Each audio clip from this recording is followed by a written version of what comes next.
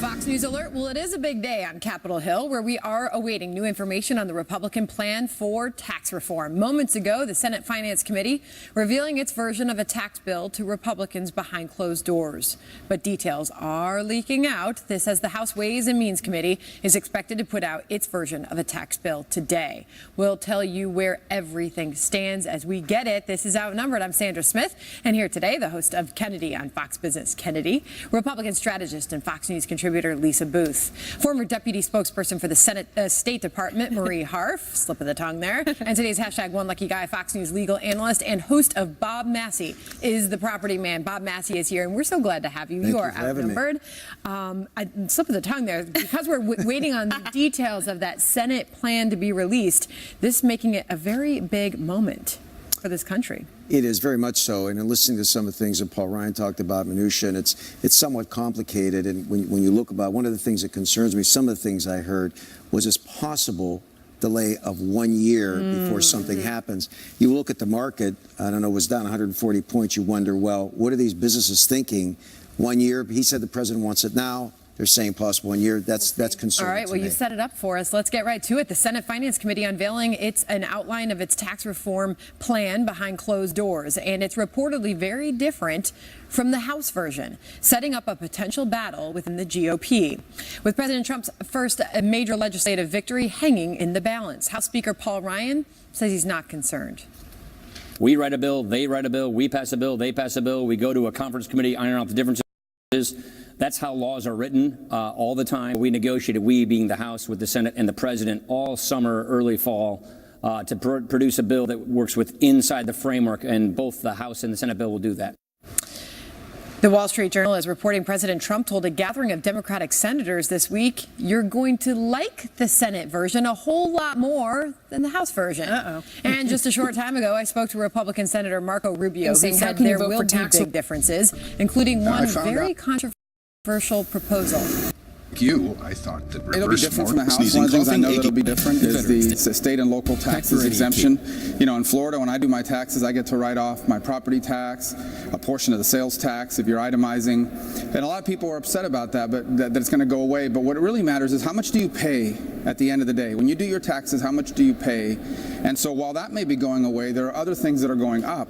And the combination of those two changes is going to lead most, if not the vast overwhelming majority of Americans who need a tax cut are going to get one. He said he's cautiously optimistic as we await the details to come out of the Senate, and we just wonder how far apart are the House and Senate in this? Well, as it relates to the local taxes, it seems to me that it's geographically driven, because if you take California, New York, New Jersey, Connecticut, that could be very important. But if you take a state like Nevada, where we literally, our property tax is very affordable, we don't really look at that if I'm going to buy property. But those in higher areas, cost areas, it could have a major impact. It could be basically could end it. Kennedy, what are you looking for here? What stands out to you as we wait more details? And the shell game. Because you know, you're telling people that you're going to reduce their taxes. You're going to lower their payments. They're going to have more money. And that may be true in some regard, but all they're doing is really looking for other ways to raise taxes on both sides. And that's what you're seeing with the SALT deductions. You know, and you can make the case that it's not right for certain states to have this incentive to raise these local taxes. You've got really irresponsible governors and lawmakers in places like New York and California, and they have no reason to keep taxes low. Maybe this will put some burden on them if they see wealthy people leaving their state and relocating their businesses and their homes to places like Nevada and Florida. Other than that, I think we need to go to a fair tax, a flatter tax, stop the deductions, stop the nonsense, stop the shell game. Bottom line, though, cut spending. Neither is bold enough to do it. I want to get the sound of Robert Reich in here, of him slamming the GOP tax plan, and then go to Marie Harf on this. The most important thing right now is to make sure that the tax cut does not ever reach the light of day. That is what that whole tax cut is just a giant corporate tax cut. The middle class is going to be hurt. The very wealthiest members of our society are going to come out even better than they are doing right now, which is better than they've ever done in history. There should never have been this tax cut on the agenda. The former labor secretary not making his opinions on this a secret. He never does. And look, I think that people are concerned that there are parts of the middle class that will actually see their taxes go up, and that there's still this huge revenue shortfall. It's exactly what Kennedy was saying. The GOP has not outlined this revenue shortfall and how they will actually bridge that gap. Politically speaking, just staying on the state and local tax, Darrell Issa of California yesterday, who almost lost last year his House seat, came out yesterday against this. This is far from a political done deal. The Senate and the House version are going to be very far apart. A conference will push this weeks and weeks, probably past the new year. Well, I think to Speaker Paul Ryan's point, this is a process, right? So the House is still in their process. Obviously, the Senate's going to lay out their version of the bill. And then, as Marie stated, they're going to go to conference. So we're still at the beginning of this process. But there are concerns. Obviously, Marie had mentioned the deficit. These are concerns that Senator Langford and Bob Corker have also expressed. I imagine Senator Flake has similar concerns. There's also been concerns over the SALT deductions as well. People on high tax states, New York, New Jersey, California. There's also been concerns of small business communities expressing the fact that 90% of businesses aren't even going to be benefit by the 25% rate. So I think there are a lot of concerns. You mean the pass-through rate? The pass-through rate, yeah. But there's a lot of concerns to be addressed here. And ultimately, in the House and the Senate, it's going to be about getting to a majority vote and being able to get it done in the House and Senate. So you set it up. The stakes are high. Some Republicans see tax reform as an absolute must-do after the big election day losses on Tuesday for Republicans. Chairman Orrin Hatch, whose committee would write the tax legislation, says the recent elections could make it harder to get the bill passed, telling the Washington Post, quote, "I mean, it could because the elections went against the Republicans." House Speaker Paul Ryan said the results are just a reminder to get to work. It doesn't change my reading of the current moment. It just emphasizes my reading of the current moment, which is we have a promise to keep. We got to get on with keeping our promise. And one of the chief promises we made when we ran for office, all of us, whether it's the president or Congress in 2016, was that we would do tax reform and tax cuts for families, for people. And so we have to get on with doing that. Meanwhile, a source close to the White House reportedly not sharing the speaker's optimism. The Hill reporting that this administration insider thinks Republicans lost because the Republican-controlled Congress is not getting anything done. So, Bob, just how important is it? You know what? I'm so burnt out hearing that same kind of thing from them. It's like, can't you just get together and figure this out and make it work? People are tired of this, man. It's like, this is what you wanted, you got it, and they're like a bunch of kids, and there's so much toxicity, if you will, that they just can't communicate clearly and trying to make it happen. And what we've learned since the election, really, I always say it's like a Pandora's box that went off, and everything has gone in every different direction.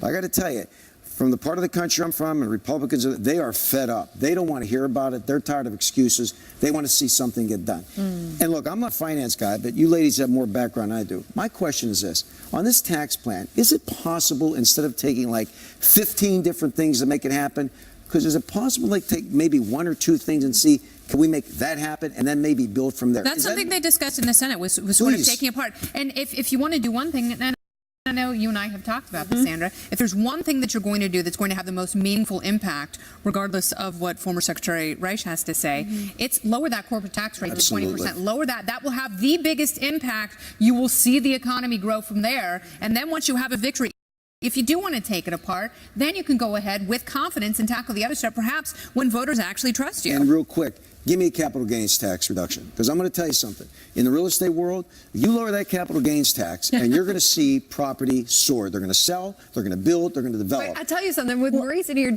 Democrats don't want to hear that. Well, and I'm not sure voters want to hear that, right? I think it will be hard for Republicans to run on. We cut the corporate tax rate, we cut the capital gains tax, if middle-class families aren't seeing more money in their wallets. And I think the Republicans middle-class families work for corporations as well, right? And more of them will work for corporations. More corporations can hire people. There is an open debate about Lisa, about how long it will take for middle-class families to feel that. And I think Republicans are struggling right now between, is it worse politically to do nothing or to do something bad that's unpopular? That's the question. And the House feels electoral pressure much more than the Senate. The Senate does not feel the same pressure. Well, you're right. I mean, there is a pressure here from someone who's worked in political politics. I mean, this is what my career has been in. But there is this immense pressure because the concern with Virginia, nobody's surprised that Democrats won a trending blue state. I mean, congratulations. That was exactly what was supposed to happen. I'm not. That's exactly what was supposed to happen. But the problem is that Democrats were energized. And we saw that in the electorate. And we saw that in the numbers of the Democrats that turned out. And so the problem heading into the midterm elections and the concern for Republicans is that Republicans are going to sit home. because they are not motivated. And the Democrats are very, very motivated. And you are motivated when you're in the minority. And so that is the biggest concern. And if Republicans don't get Obamacare done, which they haven't, if they don't get tax reform done, what is the motivation for people to turn out? Segment with, and that was that the president apparently on that phone call with Democrats, the Wall Street Journal is reporting that he said Democrats are going to like this Senate plan. That's terrifying, because that means that it's a big government, high spending plan that's also going to kowtow to Nancy Pelosi and her demagoguery. You know, all they're doing is running around saying, this is just a tax cut for the rich. Ask rich people. No, it's not. Well, and they're terrified of what's going to happen. Republicans on the Hill are also really scared of having a repeat of what happened on Obamacare, where President Trump kept changing his mind about what his red lines were, where publicly he would say things that would really undercut their negotiating position. So exactly, when he says this to Democrats, you're going to like it better than the House version. Does that make you happy? House Republicans, it doesn't really make me sad or happy. I think for House Republicans, it scares them. Oh my gosh, I love Donald Trump. I think Bob Massey hit the nail on the head when you said they're all just a bunch of babies. Because I think if you collectively take all the comments that have been on the couch, that's essentially what we've all been saying. You really can't make this group of people up. I have to tell you. I mean, it's just they really are ridiculous. I guess what it's shown is this swamp is deeper than Trump ever believed. I believe that, number one. And he's not fixing it.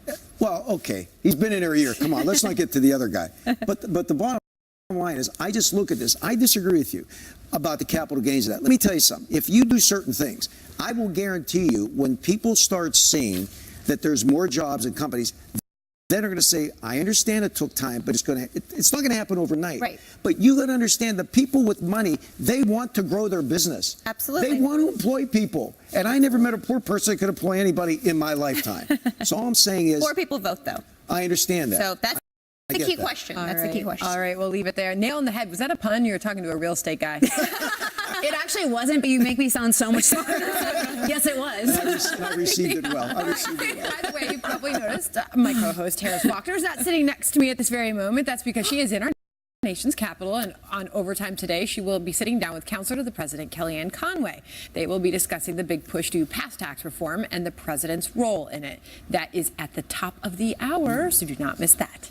All right, well, a new bombshell in the probe into Hillary Clinton's emails. The red flag some in the CIA reportedly raised to James Comey as he was deciding whether or not Hillary should be prosecuted. The new questions this raises. Plus, talking tough on North Korea, President Trump's blunt message to China on what that country can do to help ease the crisis. But is China listening?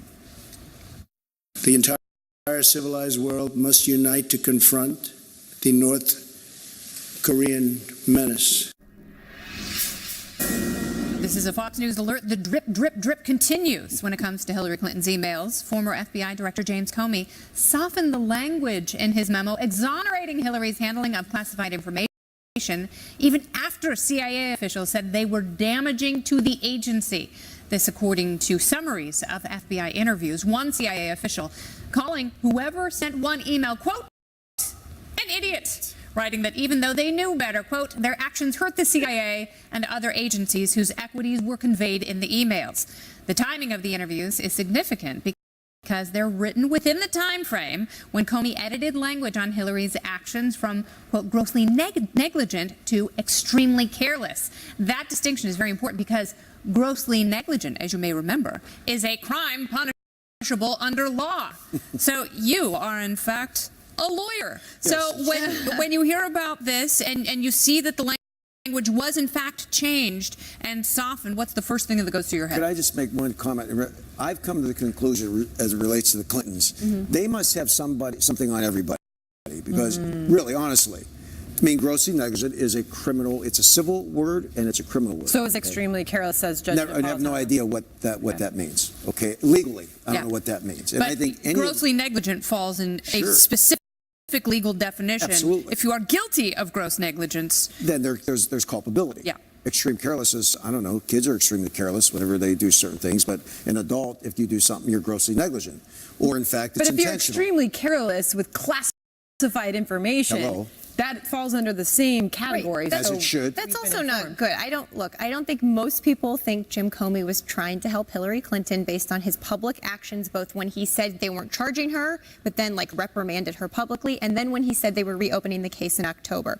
So look, the FBI looked at all the information, including interviews with CIA folks, some of my former colleagues who dealt with this, including people at the State Department, including other people, they came to the conclusion as an agency that she should not be charged. Now, we can disagree with that. They came to that conclusion before they interviewed her and before they interviewed some of the critical witnesses in her inner circle who were given these sketchy immunity deals. They stand by it because they're trying to cover their arses. Lisa Booth. Maybe there isn't enough I evidence. also think that Have the we ever majority. considered that? I also think the majority of Americans believe that if her name was Marie Harf, she would be prosecuted and fired from the job. Absolutely. So I think that's the sentiment of the majority of Americans. And I think the biggest joke of the election cycle is that Hillary Clinton was running to be commander-in-chief, criticized the president or then candidate Donald Trump's ability to do the job, and she so recklessly put her national security at risk with top secret information on a server as secure as Gmail, traveling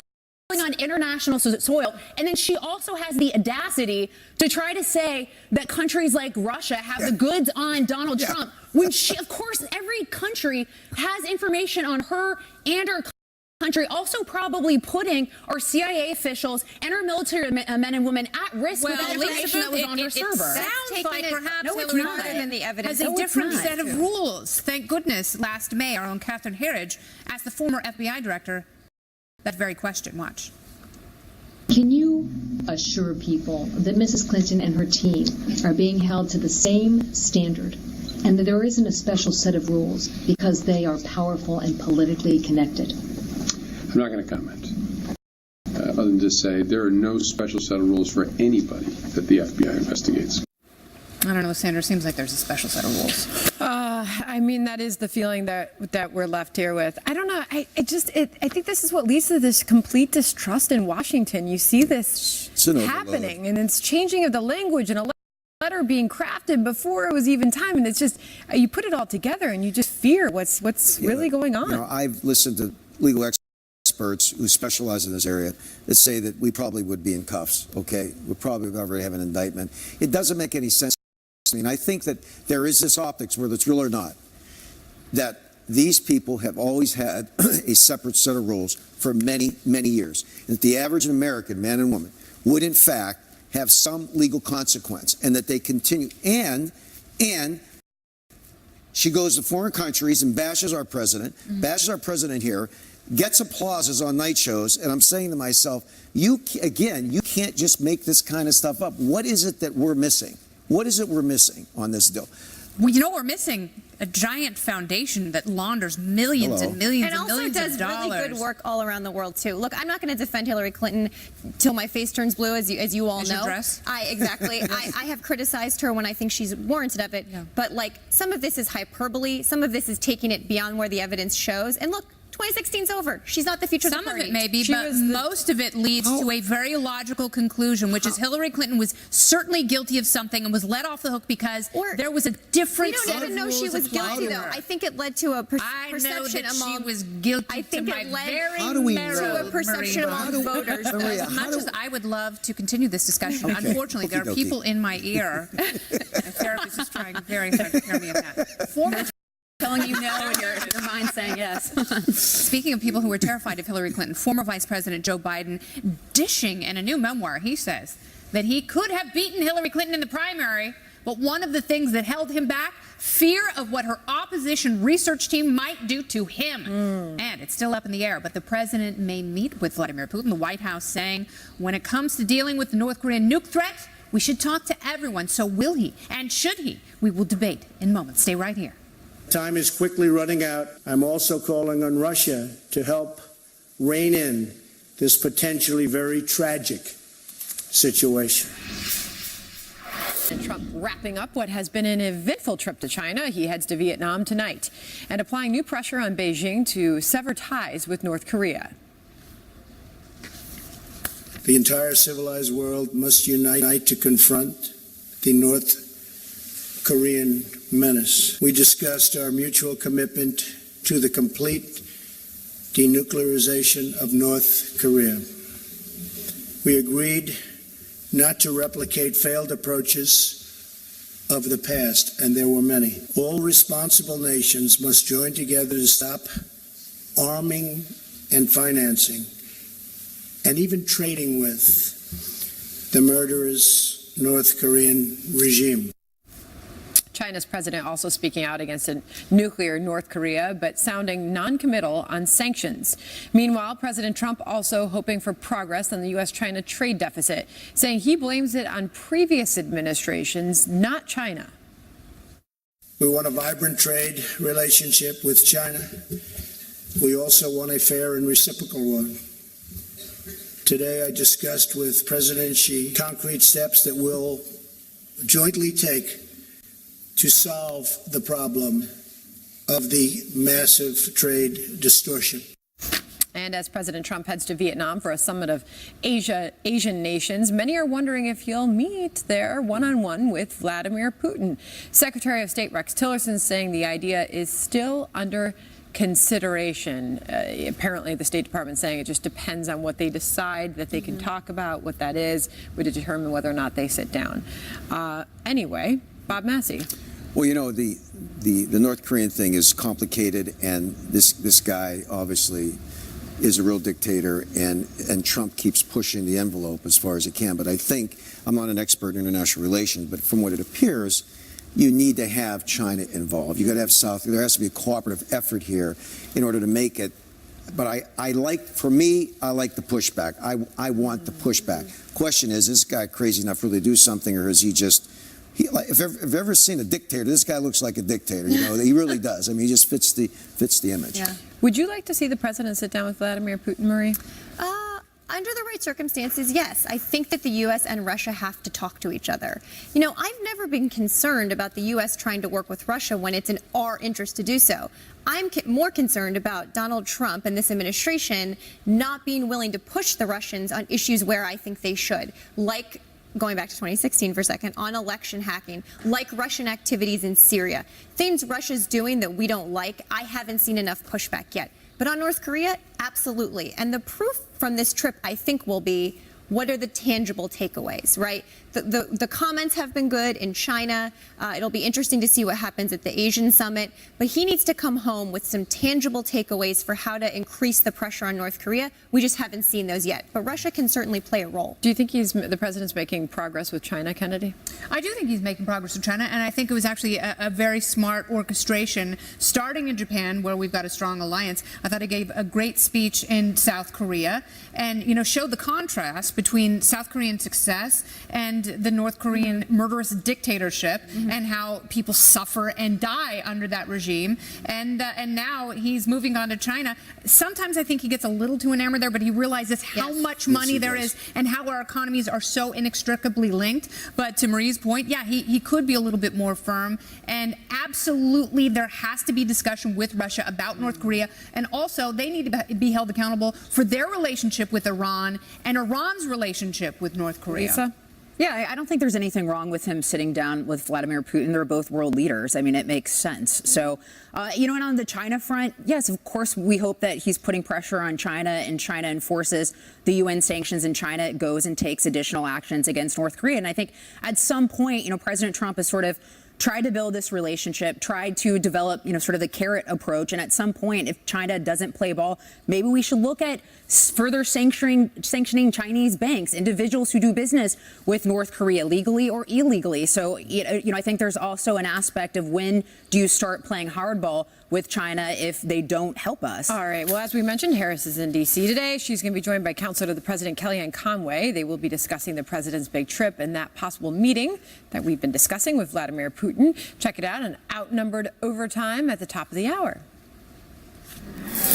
Well, as you know, members of both parties now pushing for a fix to save the so-called Dreamers program, which protects undocumented immigrants brought to the U.S. as children from deportation. House Republicans earlier saying it's time to find a solution, as it appears a Dreamers fix will not be added to an end-of-the-year spending bill. Watch this. We're talking about human beings. We're talking about innocent people who are, through no fault of their own, through no decision of their own, they're here in a very precarious position. So we have the obligation, not just the opportunity, the obligation to rectify this, working together, showing the American people that Congress can work, that we can get something done. We in Congress need to provide a humane, permanent, and constitutional solution to this issue. However, Republicans remain divided over a path to citizenship. Meantime, Senate Democrats are calling to add protections for Dreamers to the spending bill as they look to seize on the issue ahead of the midterms. Watch this.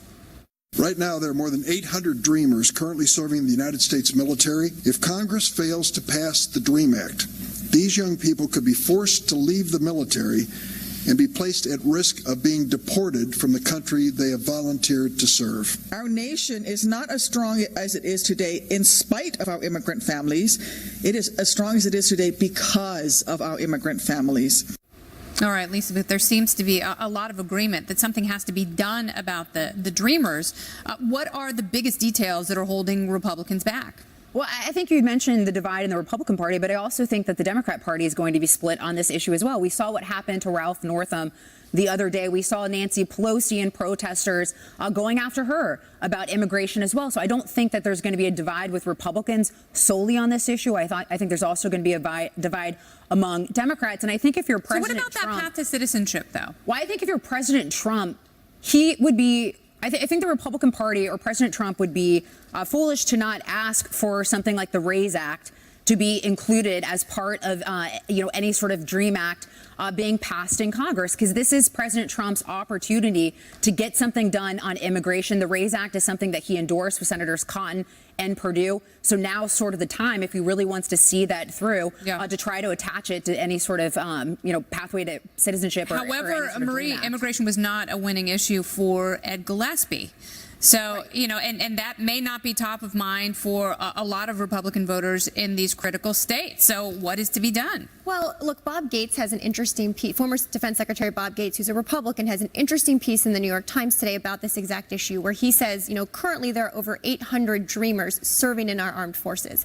The Dreamers served when he was Secretary of Defense. And he calls not just for a new DREAM Act, but for a path to citizenship. That, I think... Unique to those serving in the military. Because if you wear the uniform and you're willing to defend our freedom, I think that puts you in an entirely different category. I don't think you'd have a lot of opposition from Republicans. So I think the path to citizenship, though, politically is going to be the toughest thing that Republicans and even Democrats probably can't agree on. And this is just something that I don't know if it's a political winner or not. I don't know if voters vote on it, but it's the right thing to do. And the fact that Republicans like Peter King are saying so is a drastic political shift from even a few years ago, and says to me we might actually be able to get something done. You've heard a lot of people in the business community speak out and have very strong opinions when it comes to DACA. I just wonder, your perspective must certainly be different when it comes to this as well, Bob. Well, I'm 100% for doing something for the DACA. I really am. I just think that these children, when they were born here, they were victims of those people that came over illegally. There was that old philosophy, well, if their parents are illegal, they should be illegal. I don't agree with that. Don't forget, the immigration issue, we're impacted very much in the southwest part of our country because we have so many immigrants that came there, and a lot of Mexican Americans now that are living there, those who did become naturalized citizens, and those who are DACA. I think everybody has to clean this up and make it happen, make a pathway to citizenship, make it reasonable, and make it happen. Yeah, but that's the sticking point. It's the amnesty, because blanket amnesty is something that obviously is a huge issue for those who put President Trump in office. It is. I don't disagree with that. I just think that those people who were victims of this and are innocent deserve some type of there's a great deal of empathy there. The question is, how do you deal with these people? You can't deport them if they're not going to citizenship. That's not blanket amnesty too. These people, you telling me we could probably sit down in a day and try to figure something out. But these people will complicate it because of their policy decisions and worried about votes here and there. These are kids that were born here that did nothing wrong, and we got to figure it out. And by the way, get this issue behind us, because I think there's more important Wouldn't it be refreshing if they legislated like they didn't care if they lost? How different would our world be? It's true. Well, speaking of former President Bill Clinton, he appeared to lump President Trump in with so-called Dictators Club. What? The Dictators Club in the world. And there's a bunch of them. Are you talking about foreign countries now or here? Oh, silence. It is deafening. Either that or he just had a senior moment and couldn't remember. Conan O'Brien asking him to clarify his remark, whether this is just more sour grapes from the Clintons for that election day loss. And Joe Biden saying he knew he could have beaten Hillary Clinton in the primary, but that he decided not to run because he knew her campaign would stop at nothing. How Democrats will react to these claims and what that could mean for 2020. Stay here.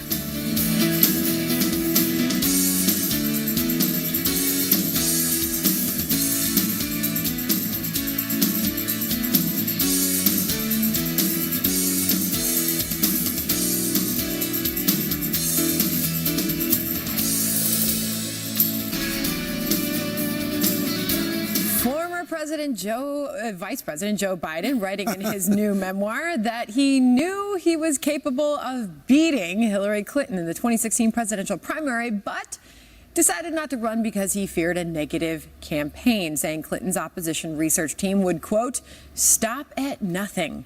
Biden writing, my numbers on trustworthiness, honesty, and empathy were as high as they had ever been, and I was strongest where the most formidable candidate, Hillary Clinton, was weakest. The key swing states like Pennsylvania, Ohio, and Florida, those are all states President Trump ended up winning. The former vice president also noting that at the same time his family was struggling with his son Beau's death, and while he did not write about it, he was also dealing with his son Hunter's messy divorce. So, well, you end on that note. I mean, and that was a big part of this, and he made that clear at the time. And he was going through a lot of family issues and problems. And but you go back to some of the things that he noted about running up against Hillary Clinton. I found that interesting, that who's calling the credibility question now as to everything we talked about earlier about their credibility and the kind of person they may be. I always liked Joe Biden, you know, as a person, not just because of the horrible tragedies, God forbid, in his life, but he always seemed like he was a good father, appeared to be a good husband, nice man. Didn't agree with one thing he ever said politically, honestly, from that perspective. But I liked the guy. There was something. So if you want to put Joe Biden next to Hillary Clinton, there's no question from the optics. This guy, I don't know if he's going to beat Trump. I'm not saying that. But Marie, what did he mean by that? He feared the stop at nothing campaign that Hillary Clinton would. Well, I don't know what he meant exactly, but they're going to pay $9 million for a dossier on Joe. The main reason that Joe Biden didn't run was because of what his family had gone through. And he said, you know, if you run for president, you have to be able to commit yourself 100%, have your head in the game. And after the year that he had, he just couldn't, and he knew that. I do believe he could have beaten Hillary. And look, her campaign was ruthless. Campaigns are ruthless. So was Donald Trump's. I also think he probably could have given Trump much more of a competitive general election race. And I think that he is also looking at 2020. I think you're absolutely right. And can I just say quickly, every time one of these books comes out, and I think the Donna Brazile book and the Joe Biden book will compound each other, and they all sound the death knell for Hillary Clinton. I mean, that's what this is. They are factions of the Democratic Party saying it is over for her, because if Joe Biden runs, Bernie's running, Elizabeth Warren is going to run. She doesn't care what Hillary Clinton is doing. That's why she came out this week and said the election and the DNC had rigged everything for Hillary. Do you know who else really thought that he should be president? Barack Obama. He also wrote this, Lisa. By late 2014, we were walking after lunch, and Barack said, Joe, if I had the power of appointment, I'd appoint you president. We agree on the issues. I know your leadership skills, and I think you'd be the best president. Well, I think the days of someone like Joe Biden running on the Democrat ticket are over. I mean, you've got splits in the Democrat Party right now where the Bernie Sanders wing don't think people like Senator Cory Booker are progressive enough. So I don't think that someone like Joe Biden or Vice President Joe Biden would have a chance. But I do think that he would have done better against President Trump, because you look at places like Macomb County in Michigan, one of the counties that helped put President Trump over the top. He won the county by 54%. Your quintessential working class voters, a county that President Obama won in 2008 and 2012, that Hillary Clinton paid no attention to. She was unable to connect with so many of these workers across the country, which delivered the Rust Belt to President Trump. So I think the problem for Democrats is, are they going to be able to connect with those voters again? I don't think, though, that the Democratic Party is being turned over to Bernie Sanders. If Virginia told us anything, we nominated the moderate of the two candidates. We did not nominate the progressive. We nominated someone who voted twice for George W. Bush as our candidate, and he won. And so that's irrelevant, because the point is who can win on the Democrat primary. I think Democrats, looking at the Democratic primary, are taking a lot of lessons for some of these elections and are not going to go towards Bernie. I just don't believe it. You think you're giving them more credit than I would. Oh, okay, Lisa got last word. Former President Bill Clinton now suggesting President Trump is part of a dictator's club that's distorting the truth and harming democracy. Is Clinton out of line for slamming the sitting president while Mr. Trump is in Asia trying to rein in actual dictators like Kim Jong-un? We debate.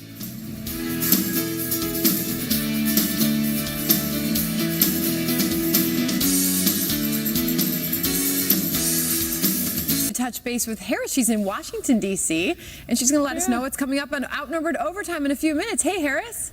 Hey, Sandra, good to see you. Kellyanne Conway, consular to the president, will join me here in the nation's capital. What does the White House say? Will the president be meeting with Russia's Vladimir Putin this week on his Asia tour? She's coming from that tax strategy meeting on the Hill. I'll get the scoop on the latest from that from her perspective in the White House. And the inside battle about who to hit the Senate as they roll out their vision for tax cuts. Senator Ron Johnson from the Important Budget Committee will give me the lawmakers' take on that same Senate tax hearing, that meeting that they're in. We'll go Outnumbered Overtime from D.C. in just a few minutes. I'm super excited. It's a big day here on the Hill. It is indeed a busy day. Watch out, Washington. Harris Faulkner has arrived. You think they're ready? Yes. All right, well, we look forward to all that. Harris, thank you. Thanks. That'll be fun to watch. Well, former President Bill Clinton appearing to slam President Trump during an appearance on Conan last night on the one-year anniversary of his wife Hillary Clinton's stunning election loss. Clinton seeming to imply that President Trump is part of a group of dictators who are distorting the truth and putting democracy itself in jeopardy. Watch. The dictators club in the world, and there's a bunch of them. They want to abolish the line between fact and fiction and truth and lie, because they figure if you don't know what's true and you don't think you can ever know, that pretty soon everybody will accept the fact that democracy is no longer possible. Are you talking about foreign countries now or here? Because that's well, that chilled me to the bone for a second. Look, all I can tell you You is, just said a lot by saying nothing. So, Bob, what benefit does this do for that kind of language, particularly at a time where President Trump is overseas, meeting with China, addressing real dictators like Kim Jong-un, who kills family members, who his regime killed Otto Warmbier? So, what does this do? What is the point of this? This is the guy that said whatever is. Isn't that the guy in the deposition 20 years ago? Depends on what your definition of the word is. What your definition of the word is, and this guy's questioning credibility and truth. It's unbelievable. First of all, what really aggravates me about this is you could hate your president if you want to, but how about respect the fact he represents our country? Respect the fact he's overseas. And the fact that they have so much venom and they're such poor losers, they refuse to accept the fact he represents our country. I wasn't a Barack Obama guy, but I wasn't out trashing the guy all the time. If somebody did say something about him in a foreign country, that's not right. You have to respect the presidency no matter what. It's the difference between him and Bush.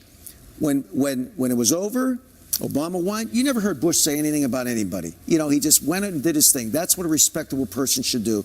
It's out, as far as I'm concerned, it's completely out of line. Well, and Marie, to that point, does he really have a leg to stand on? As Bob pointed out, someone who was impeached for perjury. His wife, polling during the election, indicated that the number one word associated with her was the word liar. So, does he have a place to come from on this issue? Well, yes. Talking about truth and honesty? Yes, I think he does. Because Donald Trump, first of all, has exhibited some anti-democratic tendencies. He hates a free press. He says they're the enemy of the American people.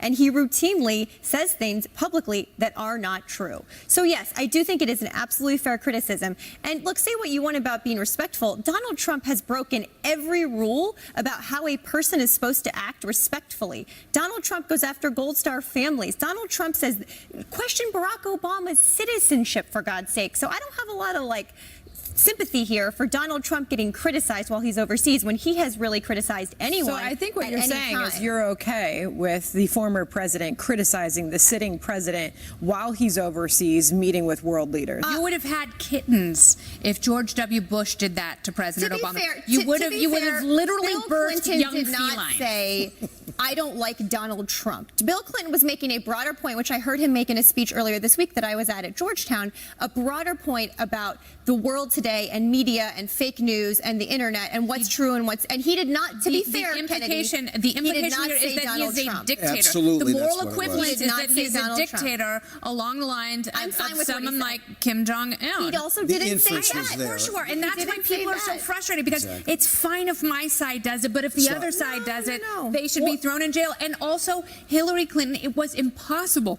Excuse me, I get so choked up in the middle. I know. It was impossible impossible. It's going to be okay, Kennedy. We'll get through this. Truly take responsibility for how her campaign fell apart, to truly take responsibility for her own email server and the irresponsible things she did by breaking devices, and to have her husband go out on the year anniversary of the biggest political loss in the history of this country and somehow claim that the person who beat her is a dictator. Do you wish that Donald Trump told the truth more, though? Of course, and I don't like his authoritarian tendencies. I agree with you about the second thing. You don't go on a national TV show and literally imply that this guy's a dictator. But I was He's debating the president the of our country, for crying out loud. All right, I mean, Bob really. got the last Sorry. word there. More Outnumbered in just a moment. That passion just came over here.